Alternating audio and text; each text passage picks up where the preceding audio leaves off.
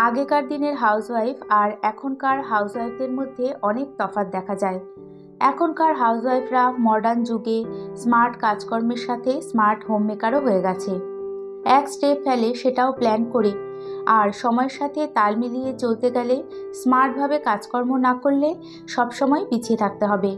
নিজের এবং পরিবারের ভালোর জন্য সবথেকে ইম্পর্টেন্ট হলো প্রি প্ল্যানিং করে চলা।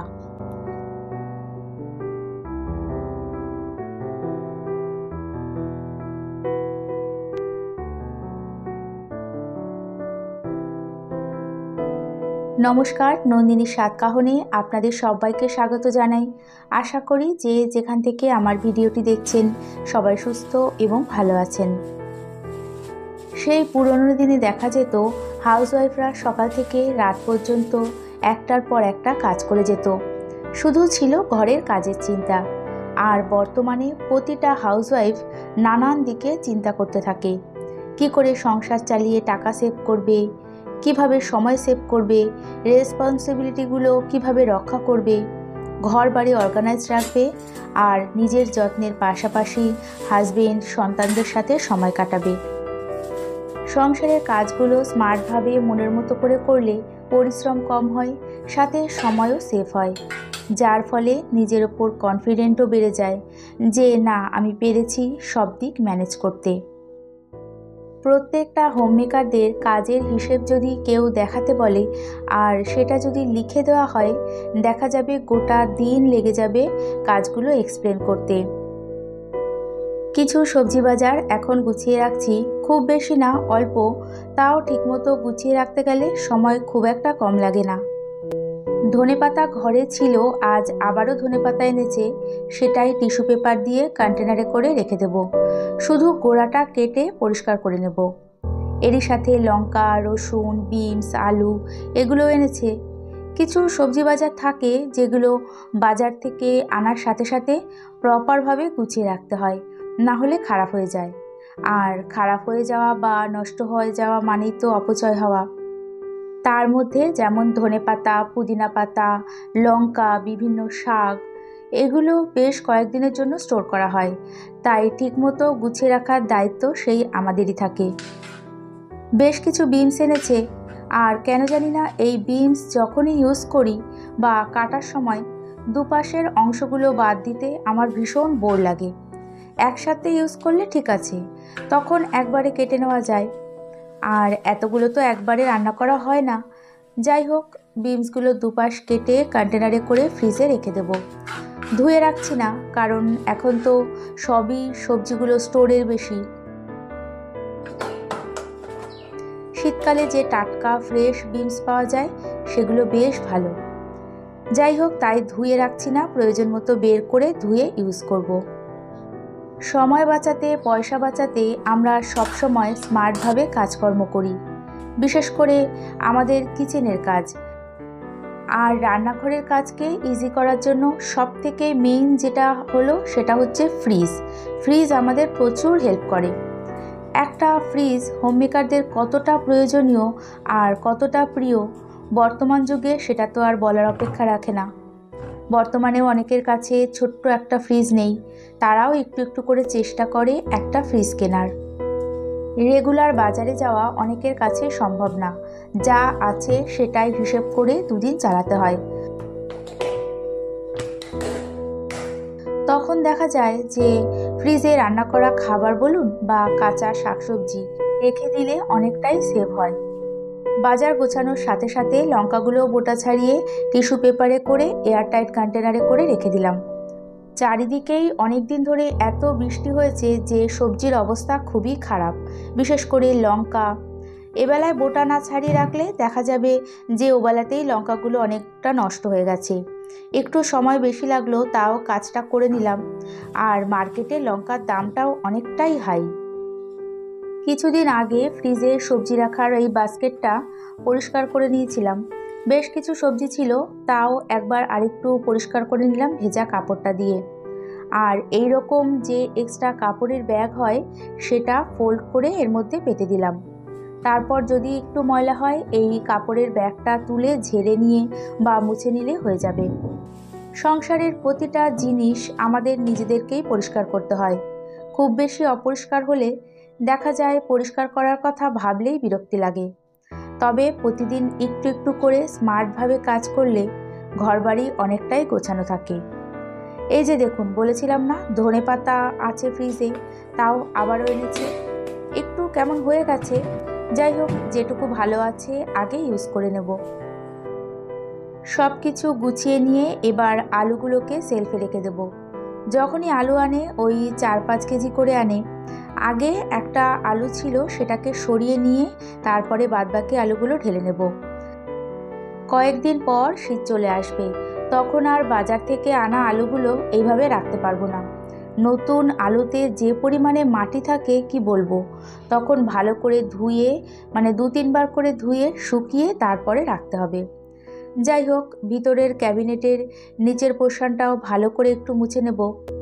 এই জায়গাটা তো আর রেগুলার মোছা হয় না। যাই হোক, এই সেলফটা যখন পুরোটা সরিয়েই বের করেছি তাই ভালো করে মুছে নিলাম।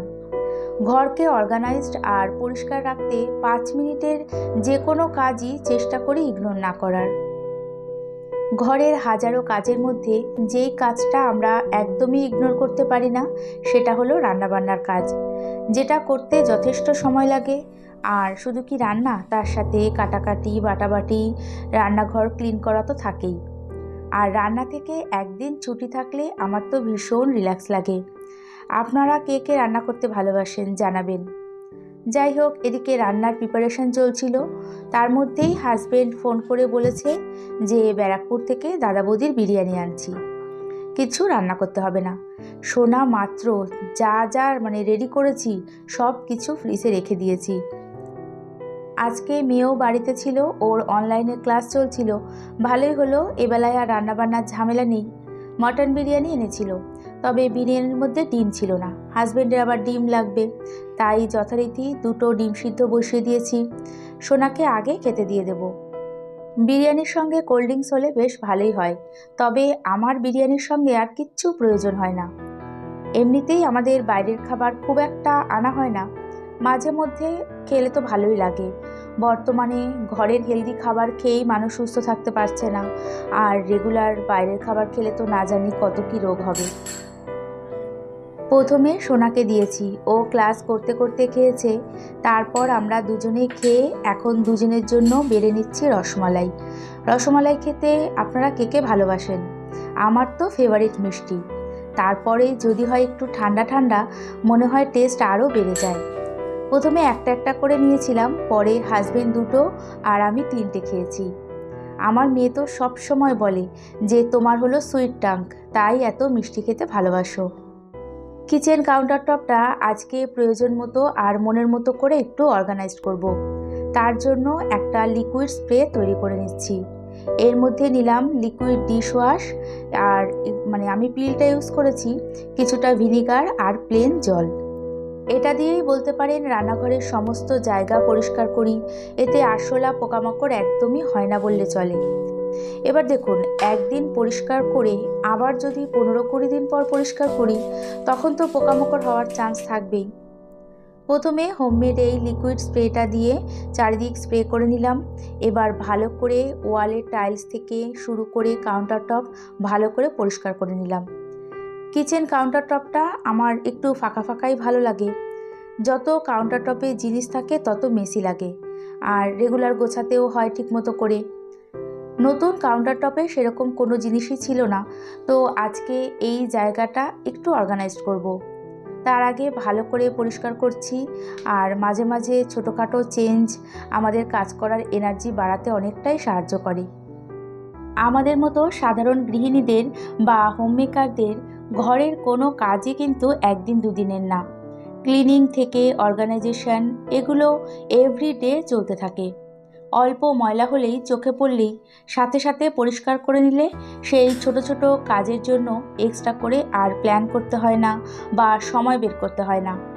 একই পরিশ্রমে দেখা যায় অনেক কাজ হয়ে যায়। এই স্টিলের র্যাকটা আমার আগেই ছিল, আপনারা যারা পুরনো ভিউয়ার্স তারা দেখেছেন।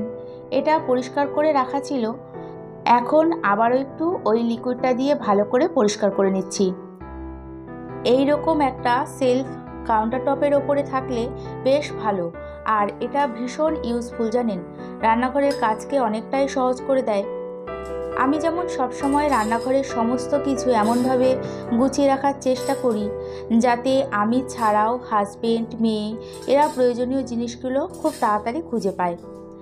যাই হোক, আর এই সেলফটার মধ্যে শক্তপোক্ত দুটো কার্ডবোর্ড ছিল, সেটাই দিলাম, দেখতে বেশ ভালোই লাগছে। আর দুটো এরকম কিউট কফি মগ ছিল, সেটা এখানে ইউজ করছি। একটার মধ্যে কাঁটা চামচ, চপস্টিক রাখছি, আর অন্যটার মধ্যে নর্মাল যে বড় চামচ সেটা রাখছি। এরই সাথে কফি মগ দুটো হোয়াইট কালার হওয়ার জন্য ভীষণ ভালো লাগছে। এমনিতেই হোয়াইট কালারের জিনিস আমার ভারী পছন্দের, যে কোনো জায়গায় হোয়াইট থাকলে দেখবেন লুকটাই পুরো আলাদা হয়ে যায়। তবে সব কিছু হোয়াইট কালার করা সম্ভব না, কারণ মেনটেন করতে না পারলে তখন দেখা যাবে আর ভালো লাগে না। যাই হোক, সেলফটার মধ্যে ড্রাই ফ্রুটসের 4টে কন্টেনার রাখলাম, দুটো এমনি কাপ রাখলাম, আর দুটো কফি মগও রাখলাম। একটু ছিমছামি রাখছি যাতে দেখতে ভালো লাগে। একেবারে এই কর্নারে সেট করে রেখেছি, তার সাথে ছোট্ট একটা আর্টিফিশিয়াল ফুল রেখেছি। এর সাথে তেল রাখার কন্টেনারগুলো একটু মুছে নিচ্ছি। এই ছোট্ট ট্রের মতো এর মধ্যে নিউজ পেপার আর টিস্যু পেপার দিয়ে তেলের কন্টেনারগুলো রাখি। যতই ভালো কন্টেনার হোক না কেন, তাড়াতাড়ির সময় মনে হয় একটু তেল চুইয়ে পড়ে, তাই চেষ্টা করি টিস্যু পেপার আর তার উপর বা এমনি পেপার দিয়ে রাখতে। এতে কাউন্টার টপটা তেলতেলে হয় না আর ভীষণ পরিষ্কার থাকে। এরই সাথে ভিডিওটি ভালো লেগে থাকলে একটা ছোট্ট লাইক করে পাশে থাকতে পারেন, চ্যানেলটি সাবস্ক্রাইব করতে পারেন। এই রকম পরিষ্কার পরিচ্ছন্ন গোছানো রান্নাঘর কার না ভালো লাগে। নতুন কিছুই কিনিনি, পুরনো সমস্ত কিছু দিয়ে কাউন্টার টপটা অর্গানাইজ করলাম। তো ফাইনাল লুকটা শেয়ার করলাম। এরই সাথে আবারও দেখা হবে এই আশা নিয়ে আজকে ভিডিওটি এখানেই শেষ করছি। এতক্ষণ আমার সাথে থাকার জন্য অনেক ধন্যবাদ।